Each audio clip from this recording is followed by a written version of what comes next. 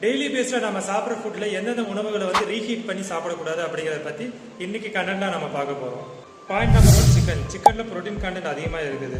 அதனால செரிமானம் ஆகிறது கொஞ்சம் லேட் ஆகும். சிக்கனை ரீஹீட் பண்ணி சாப்பிடும்போது வந்து அது நமக்கு நல்லதில்லை. Point number 2, egg protein based food. நல்ல வேக வச்ச இல்லைன்னா வறுத்த முட்டையை ரெண்டாவது வந்து சூடு பண்ணி சாப்பிடும்போது டைஜஷன் ப்ராப்ளம் இல்லைன்னா ஸ்டொமக் சம்மந்தமான ப்ராப்ளம் வரதுக்கு வாய்ப்பு அதிகமாக இருக்குது. பாயிண்ட் நம்பர் 3, கீரைகளில் அதிகமாக இரும்பு சத்து இருக்குது. அப்புறம் நைட்ரேட் இருக்குது. இதில் இருக்கிற நைட்ரேட் செகண்ட் டைம் சூடு செய்யும்போது நைட்ரேட்டாக மாறும். இதனால டைஜஷன் ப்ராப்ளம் வரதுக்கு நிறைய வாய்ப்பு இருக்குது. Point number 4, rice. டெய்லி பேஸில் நம்ம அதிகமாக சாப்பிட்றது ரைஸ் தான். இதை மறுபடியும் ரீஹீட் பண்ணி சாப்பிட்றது நம்ம உடம்புக்கு நல்லதில்லை. பாயிண்ட் நம்பர் 5, உருளைக்கிழங்கு ரீஹீட் பண்ணி சாப்பிடும்போது வாந்தி, கும்மட்டல், பாடியில் ஹெல்த் ப்ராப்ளம் வரதுக்கு நிறைய வாய்ப்பு இருக்குது. அதே மாதிரி உருளைக்கிழங்கை ஃப்ரிட்ஜில் வச்சு சாப்பிடக்கூடாது. இந்த மாதிரியான ஹெல்த் இன்ஃபர்மேஷனுக்கு இந்த பேஜை ஃபாலோ